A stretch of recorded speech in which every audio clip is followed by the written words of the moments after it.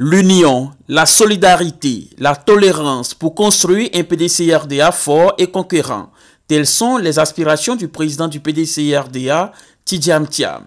Pour joindre l'acte à la parole, il a échangé cet après-midi du mardi 20 février 2024 avec plusieurs cadres et militants du Parti démocratique de Côte d'Ivoire, sanctionnés par le parti pour indiscipline. C'était à la maison du PDCRDA à Cocody. Ces militants ayant été pour la plupart sanctionnés à la suite des dernières élections locales des 2 et 16 septembre 2023. Pour le renouveau du PDCRDA, le président Tidjam Thiam entend consolider l'unité et la cohésion entre les militants du PDCRDA pour les futures batailles.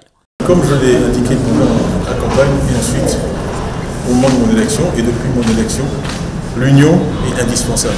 Bien sûr au niveau du PDCI, mais ensuite au niveau de la Côte d'Ivoire.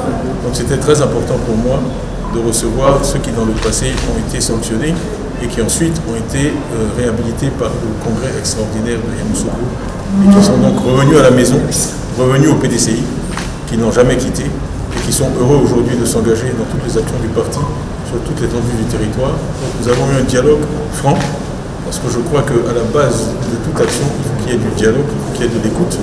Donc j'ai écouté ceux qu'on a appelés les sanctionnés.